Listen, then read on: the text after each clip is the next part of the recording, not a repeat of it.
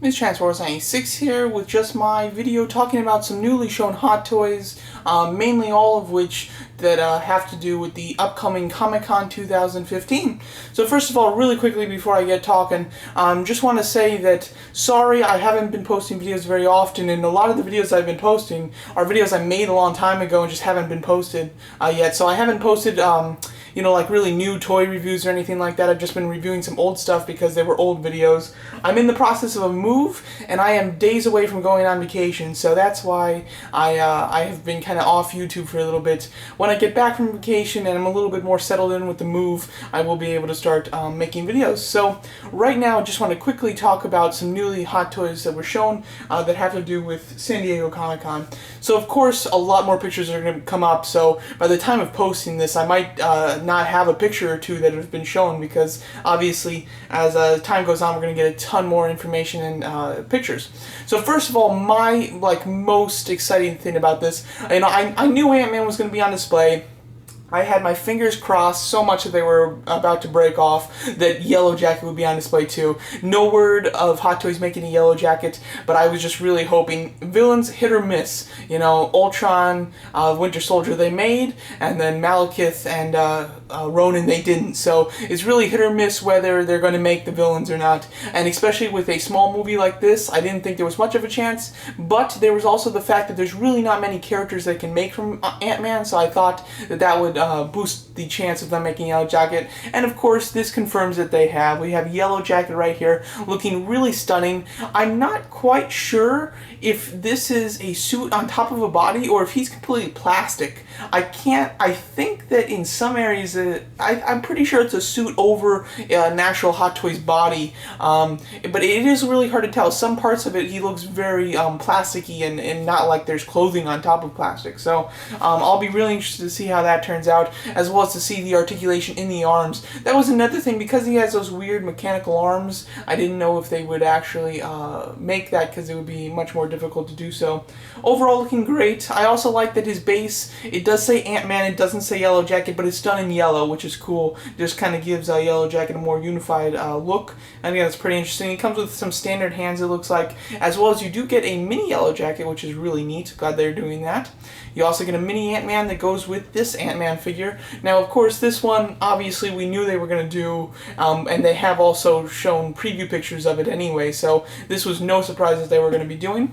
Overall, looks great. You can clearly see that it is a costume over a body with the creases in the pants right there. Like, the Yellowjacket looks really pristine, which is why it's a little bit hard to tell, although I don't see joints here, which is why I'm led to believe that it is clothing over a body. This one is definitely clothing over a body. Looking great, though. You do get the closed mask. I'll be very interested to see if we get another version of this helmet to where you can see like the bottom of his mouth, just like the Marvel Legends one, or if we're going to get a complete Paul Rudd head sculpt. That would be cool. As well as in the trailer, we do see that this mask, this helmet kind of folds up over his face, the villain's face, so it would be nice to get a head sculpt of the actor for Yellowjacket as well. Although I'm not, I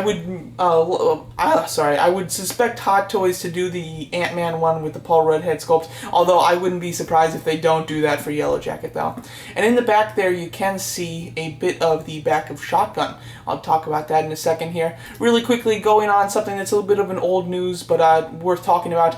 The Hot Toys tank figure was just shown and just put on pre-order. It is a Toy Fair exclusive for the Avengers 200% exhibition that was in Tokyo, I believe. So, you know, every time they move that exhibition to somewhere else, they have a new exclusive. This time it's Tank as another Hall of Armor character. What makes this one special, though, is what he comes with. I was really, you know, I really had no interest in the figure when it was first shown, but as the official pictures came out, I really got interested in it, because it comes with this base that has two smaller flexible poles, and it comes with two mini Iron Man figures, mainly for taking photos with, like they're flying in the background. I thought that that was a terrific idea, as well as he comes with hands with repulsor blast effects, and then my favorite thing is the chest blast, and of course the Heartbreaker and Disarm armor are kind of known for being able to shoot out large beams from their chests, which is why there's like thrusters on the back or whatnot. So I thought that that was a great idea,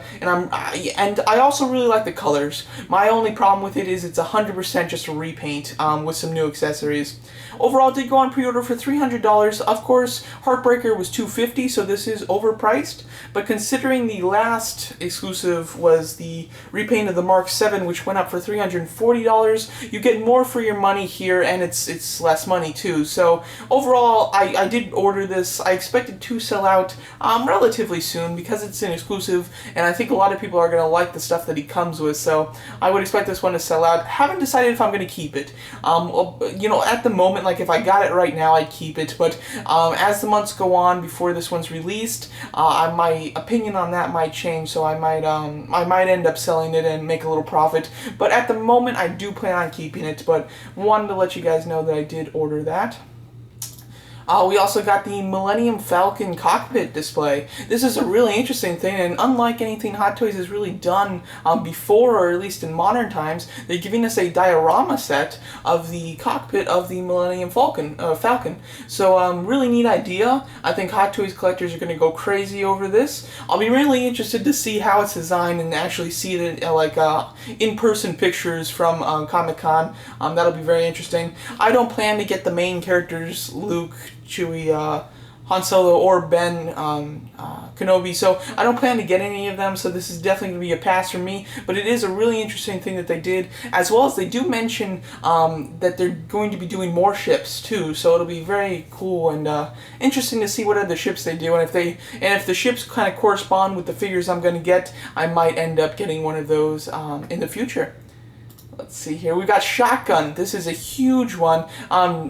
From the Iron Legion in Iron Man 3, there's many suits, a lot of them repaints, some of them completely new, and some of them completely new and actually got a decent amount of screen time, because a lot of them were only in the movie for seconds. Shotgun is a completely new armor, a really neat, sleek, and just interesting design, as well as it is actually one of 3 suits that he wore in the film. So this one is a no-brainer for Hot Toys to make. It took them 2 years since the movie's release to make it, but I am happy that they are making it quickly. I don't have my tripod, so you know, this is a very crude display here, but I can just move it up and down just so you can see the full photo. Overall, looking great. I love it. He looks tough. He looks awesome. The chest seems to have a bit of damage, so it will be nice to get some interchangeable damaged parts, because in the movie he like loses an entire leg, and you can see Stark's leg on one side, and then the other side is the actual iron leg. So I think that this is a great armor that can give us a lot of cool damage accessories,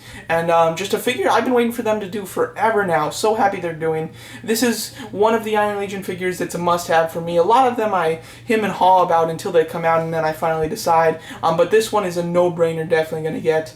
I wish that it was an exclusive for Comic-Con. That's what I was hoping for, because I definitely want to get this one soon. I don't want to have to wait another year to get another Iron Legion figure from the Iron Legion from Iron Man 3. So it is a shame that we do have to wait so long for this, but I think it will be worth it in the end. Another awesome picture that was shown. Really great here. Try to get you the full view. There we go. Alright, they did give us a great group shot of all of the Avengers Age of Ultron figures. Now you will of course notice there's no Quicksilver. Don't take this picture as an official, they're not going to do Quicksilver. I'm sure they will. They did release a couple months ago, if you do remember, a shot of all the bases, and they did have a base for Quicksilver, so it's confirmed by them, plus Quicksilver is a logical figure for them to make, so don't worry, we're going to get our Quicksilver. I would be surprised if he's not at Comic-Con, though. If he's not at Comic-Con, we might have to wait a while, but I still think we're going to get him. Great shot, though, and it gives you a nice perspective of the size of some of these figures. The Hulkbuster and Ultron, mostly. Ultron looks bigger than I expected, actually, with all of them. He looks quite big, so very happy about that. Hulkbuster, of course, is towering over them. Looks like twice the height of Thor. It's crazy how big he looks. And also, the Sentry and Mark 1 Ultron are bigger than I expected. I didn't expect them to be bigger than the average figure. At least the Mark 1 I didn't, and they actually are.